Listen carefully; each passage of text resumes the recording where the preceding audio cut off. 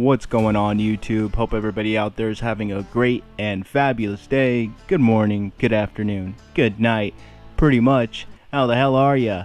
Welcome back, guys. So right now, if you were to hop on your phone or computer and go to your favorite manufacturer's website, you could look and see all the models that they have to offer in today's US market. But there are a lot of other bikes that your favorite manufacturer makes that never ever make it to the States. Whether it be emission regulations or maybe they just feel that there's no market for it here. Regardless, there is a lot of cool bikes that other countries get that we are destituted from receiving. I will be talking about the top 5 bikes that never made it to the States. This is not going to be in any chronological order, and some of the bikes are from the 80s. I just want to go ahead and show you what's out there that you may never even heard of. Let's get right into it. Number 1, the CBR250R from Honda.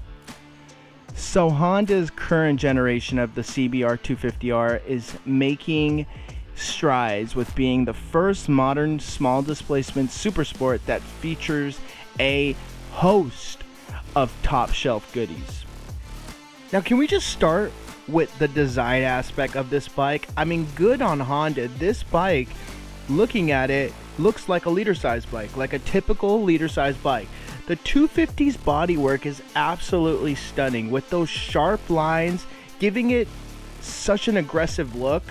It does not look like any other 250 on the market. So the 250 also is sharing the same LCD screen found in the CBR500, ride-by-wire throttle, which is a first in its class. I mean, I'm not surprised. It's Honda after all. It has a bunch of different power modes. It has an up and down quick shifter, more powerful than the previous models, and this is another cool thing about it, is that it is a inline 2. Now, usually with these lower displacement engines, they are going to be a single. It also has keyless ignition, which, you know, I'm not really big of a fan on keyless ignition. I just think all bikes should have keys. I don't want to have to deal with carrying a key fob in my pocket when I need to ride the bike.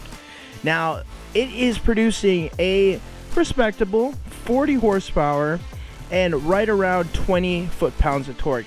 I am surprised though, it is a little heavy for a 250. It's almost 400 pounds. I mean 370 to be exact. Overall, I have to say, you know, this bike is a good looking bike. Don't get me wrong. Go ahead and get a sound clip real quick.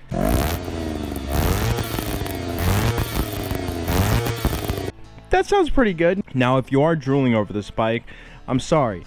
Remember that this is a top 8 list of bikes that are not coming to the States. So unfortunately, if you do like this bike and think that this would be a good option for you, you either got to move out of the country or try to find one to import, which pretty much by that point, you're going to be spending a lot more money than what the bike is worth. Let's move on to our number 2 spot. Number 2, and if you haven't guessed it, yes, it's another Honda. But this one is going to be the Honda CB400 Super 4, which was an exclusive to the Japanese market. Honda CB400 Super 4 was a small displacement multi-cylinder based from the 1980s AMA racers. Its size, coupled with its engine layout, makes it for a wild and character-filled little machine that's unlike anything you will find outside of Japan. I mean, just take it in for a second. It's a inline 4 small displacement, so a 400cc, and that right there is gonna sound like your 600s, your 1000s, that screaming inline sound. Imagine that with a little bit less horsepower. Oh, a lot less horsepower, but it would be so manageable, and I'm really jealous about this one. I would love to have an opportunity to ride one of these bikes and give it a whirl, because that is something super cool, and it's like nothing we've ever had out here in the States. So some of the standard componentry is much more in line with equipment that you might find on the larger displacement CBs. Dual disc front brakes. Along the Super 4, they also sell a Super Bold, or a variant that wears a modernized version that includes a half style fairing and round 80 style headlights, but otherwise it is identical to the base model. And while this is a very special motorcycle, it does come at a fairly steep price with an MSRP that is on par with some of the more full-size model like a Kawasaki Z900. I mean, it's pretty expensive comparing what you can get for that kind of money.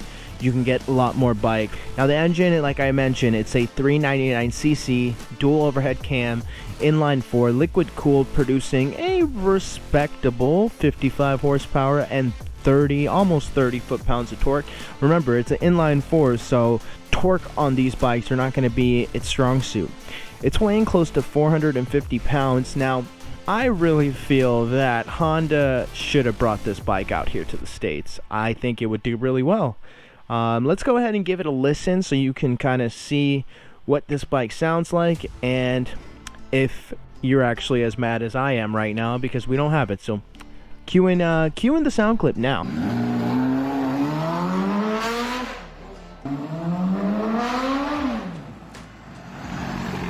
I mean, you gotta admit, that's pretty cool. I mean, and also you gotta remember that because it's a low displacement, it's not gonna be as intimidating, and it's not gonna be as unforgiving as, let's say, a 600 or a 1000 because of its smaller displacement and having less power.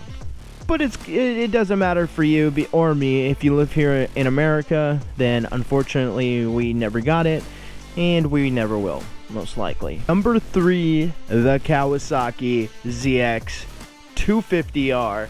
Now, right off the bat, look at this bike. Please, just look at this bike. I don't even like sport bikes, but this is a gorgeous looking bike. Bravo to Kawasaki, and I am just even more mad that I'm not even going to be able to even test ride this or at least admire it on the twisted roads. I mean, let's just get into some quick specs. This bike is a 250 inline 4. Do you understand what that means? That means this thing is going to be screaming. And you know what the red line is for this bad boy? 17,000 RPM. It is producing right around 52 horsepower and right around 30 foot-pounds of torque. Regardless, this bike with a dry weight, I believe, of 400 pounds. This bike was inspired by World Superbike. The chassis, you get all the amenities that you would get from a higher class Kawasaki. You get their traction control, you get their quick shifter, and that is a complete first in this class, which I am just blown away. I am so jealous of this bike. So jealous that I would not even be able to look at this bike in person. Regardless, yeah, I just want to hear it. I just want to hear a 250 screaming top gear. I mean, sure, you're only going to be going... Oh, by the way, this bike can clear triple digit speeds, no problem. Now, in today's day and age with 200 plus horsepower sport bikes, cracking over 100 miles per hour is not a big deal. But when you're doing it with a tiny 250cc inline 4, it is a big deal. And like I said, I'm just really bummed out that I'll never be able to see one or even hear one in person. So let's go ahead and just get a sound clip real quick.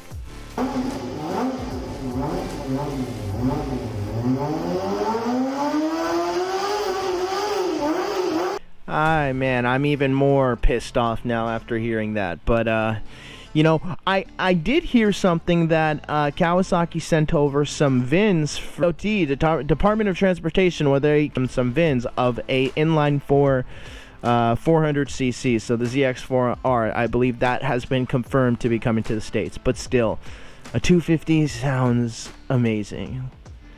And I'll never get to see one unless somebody imports it, which probably won't happen. Let's move on. Number 4, the Bimoto BB3. So this bike was originally released in 2012, and it was to overtake the previous version, the BB2. But this one was offered with a tried and true engine. Now, you might ask, oh, what kind of engine are they using? I'll tell you. It's a BMW S1000 RR engine. So, all the same specs that you're getting in a BMW, you're pretty much getting in a Italian boutique brand, so they could sprinkle their goodness all over it. Main differences besides the engine, of course, the frame that's on this bike is it's a tubular trellis frame, more towards the front, but then towards the rear that connects to the subframe and the swing arm, that's going to be an aluminum, so more similar to your sport bikes.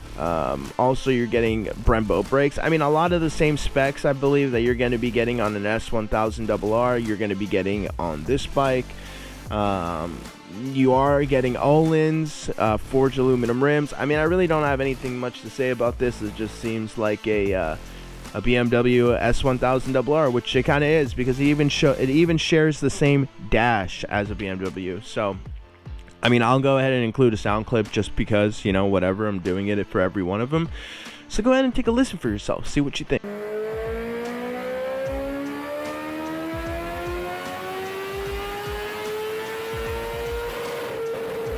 Cool. Yeah, so I was about to say the BMW. The Bimoto BB3. Do you love it? Do you hate it? Do you wish it came here to the States? Oh, by the way, I have heard that maybe like a handful did come to the States. When I mean a handful, I mean literally 3. So there's that.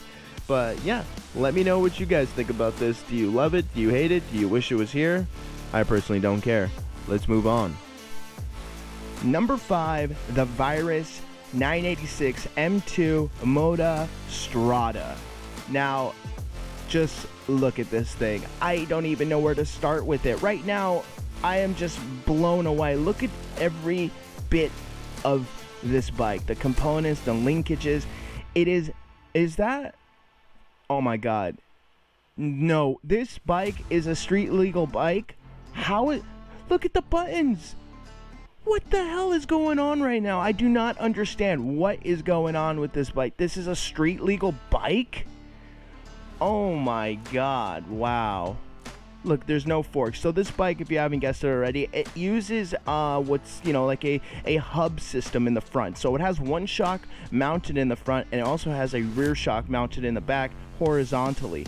Now the front, it turns like a car, like how a hub system works in a car. I am just blown away. If you were to take out that exhaust right there, I would not be able to tell the front from the back apart.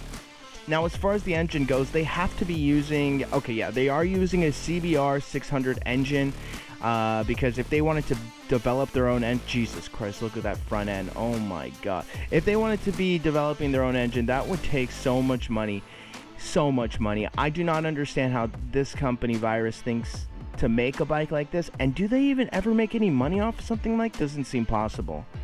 I'm probably not going to include a clip of a CBR600, just because I'm sure you've heard a CBR600 how it sounds, but man, you got to give it to the Italians, man. They know how to make art. They just do. The Virus 986 M2. Now, I know that this video is a top 5, but I'm sorry, I've been doing some research and I found another bike that I just had to include, so let me just get it out of the way. The MT-09 Rally Edition from Yamaha. Now, this bike, this is the bike out of the whole list that I am really pissed about that has not came to the States, because this bike is a badass looking bike. Now, I'm not going to bore you with the specs because it's exactly very similar to an MT-09 crossplane 3-cylinder. Jesus, Yamaha. You don't think there's a market out here for rally? I mean, probably not rally, but adventure. It's a street bike. Yamaha, bring it to the States, please, okay? We need it here. This is a cool-ass bike, and I'm really mad that it's not here. And with that, ladies and gentlemen, thank you so much for watching this video. If you happen to think that I have deserved a like, please give it a like. If you feel that I did a terrible job, let me know in the comments. And with that, stay up, 2 wheels down. Peace. Cause a good die young, yeah, a good die young. Push it to the limit, I can't go no more.